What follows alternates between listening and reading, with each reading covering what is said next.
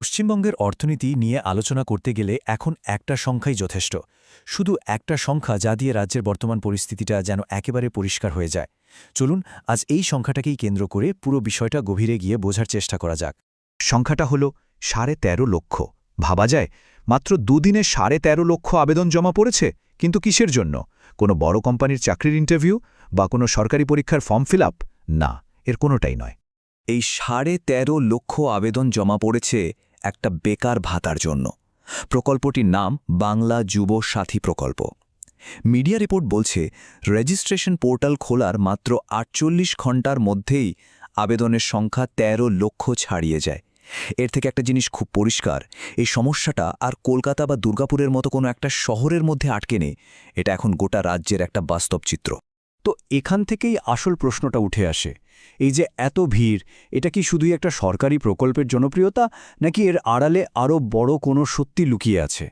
একবার ভেবে দেখুন তো, যদি রাজ্যের যথেষ্ট সম্মানজনক চাকরি থাকত, তাহলে কি মাসে মাত্র ১,৫০০ টাকার ভাতার জন্য এত লম্বা লাইন পড়তো না। তাই এই সংখ্যাটা শুধু একটা রেসপন্স নয়, এটা একটা সিগন্যাল। অনেকটা জানেন তো, প্রেসার কুকারের সিটির মতো, যেটা বুঝিয়ে দেয় যে ভেতরে চাপ কতটা বাড়ছে। আচ্ছা, এই পরিস্থিতি তো আর একদিনে তৈরি হয়নি, তাই না? এর পেছনে একটা লম্বা ইতিহাস আছে, কয়েক দশকের ওঠানামার গল্প। চলুন একটু ফ্ল্যাশব্যাকে যাওয়া যাক। একটা সময় ছিল যখন পশ্চিমবঙ্গ ছিল ভারতের অন্যতম প্রধান শিল্প হাব।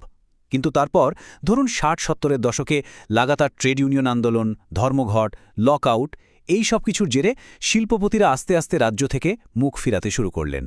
এরপর বামফ্রন্ট সরকার এসে গ্রামের দিকে বেশি নজর দিল, যা অবশ্যই একটা ভালো উদ্যোগ ছিল, কিন্তু বড় শিল্পের দৌড়ে পশ্চিমবঙ্গ যেন একটু পিছিয়েই পড়ল। এমনকি 90s-এ যখন সারা ভারতে আইটি বুম এলো, বেঙ্গালুরু, হায়দ্রাবাদ রকেটের গতিতে এগিয়ে গেল, আমরা সেই সুযোগটা পুরোপুরি কাজে লাগাতে পারলাম না। আর সবশেষে সিঙ্গুরের টাটা ন্যানো পর্বটা তো একটা বিরাট ধাক্কা ছিল। ওটা যেন বিনিয়োগকারীদের নামের শেষ পেরেক পুঁতে দেওয়ার মতো ঘটনা ছিল। তো ইতিহাস ছেড়ে এবার বর্তমানে ফেরা যাক। এখনকার সবচেয়ে বড় বিতর্কটা কী নিয়ে বলুন তো? একদিকে আছে এই ধরনের সরকারি জনকল্যাণমূলক প্রকল্প, আর অন্যদিকে আছে স্থায়ী চাকরি তৈরির দাবি। দেখুন, এই দুটো জিনিসের মধ্যে একটা খুব মৌলিক পার্থক্য আছে। জনকল্যাণমূলক প্রকল্পগুলো আপনাকে সাময়িক একটা স্বস্তি দিতে পারে, হয়তো মাসটা চালিয়ে নিতেও সাহায্য করে। কিন্তু একটা চাকরি শুধু মাইনে দেয় না, এটা আত্মসম্মান দেয়, একটা ভবিষ্যৎ দেয়, একটা স্টেবিলিটি দেয়। একটা যদি ফার্স্ট এইড বক্সের মতো হয়, তাহলে অন্যটা হলো দীর্ঘমেয়াদী সুস্থতার চাবিকাঠি। আর এই নিয়েই তো শুরু হয় রাজনৈতিক চাপানুতুর। যেমন ধরুন, বিরোধী পক্ষ কি বলছে? তাদের দাবি ২২,০০০-এরও বেশি কারখানা নাকি বন্ধ হয়ে গেছে, লাখ লাখ সরকারি চাকরি খালি পড়ে আছে।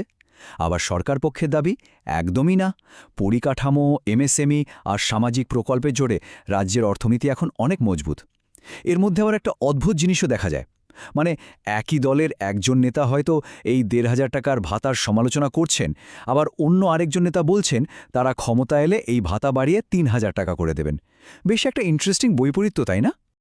আচ্ছা, রাজনীতি তো নয় একপাশে রাখা যাক, চলুন একদম মূল সমস্যায় নজর দিই।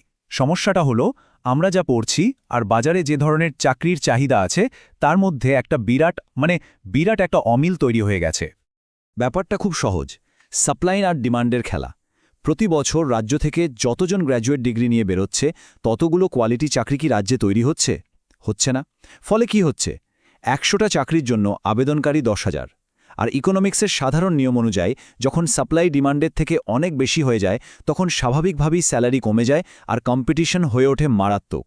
আর এর ফল, রাজ্যের ছেলেমেয়েরা বাধ্য হচ্ছে বাইরে যেতে। আপনি হাওড়া, শিয়ালদহ বা নিউ জলপাইগুড়ি স্টেশনে গেলেই দেখবেন ব্যাঙ্গালোর, পুনে, হায়দ্রাবাদ বা দিল্লি ট্রেনগুলো ভর্তি।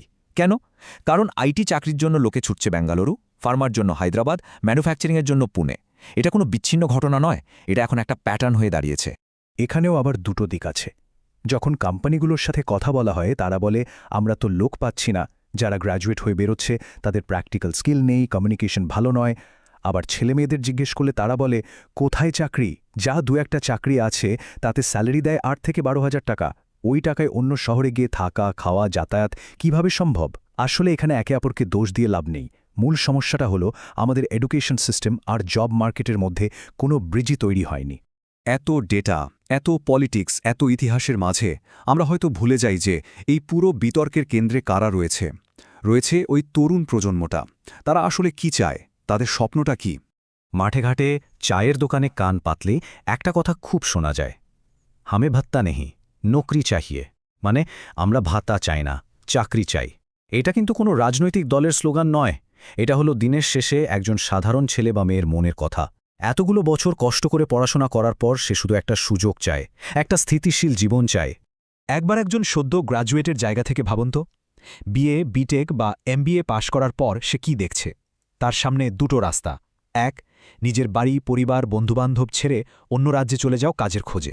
অথবা ২, এখানে থেকে যাও আর ওই ১,৫০০ টাকার ভাতার জন্য আবেদন করো। কি কঠিন একটা চয়েস, তাই না? তাহলে যে ১৩.৫ লক্ষ সংখ্যাটা দিয়ে আমরা আলোচনা শুরু করেছিলাম, সেটা আসলে কি? ওটা শুধু কোনো মতে বেঁচে থাকার আবেদন নয়, ওটা হলো একটা প্রজন্মের নিজেদের প্রমাণ করার তাগিদ। নিজের রাজ্যে, নিজের চেনা পরিবেশে থেকে একটা ভালো জীবন, একটা স্থিতিশীল ভবিষ্যৎ করার আকাঙ্ক্ষা। এই ১,৫০০ টাকা দিয়ে হয়তো কিছুটা সময় কেনা যায়, কিন্তু ভবিষ্যৎ কি কেনা যায়? একটা ভাতা হয়তো সাময়িক স্বস্তি দিতে পারে, কিন্তু একটা গোটা প্রজন্মের স্বপ্নকে সত্যি করতে পারে কি? এই প্রশ্নটাই আজ পশ্চিমবঙ্গের বাতাসে সবচেয়ে জোরে ভাসছে।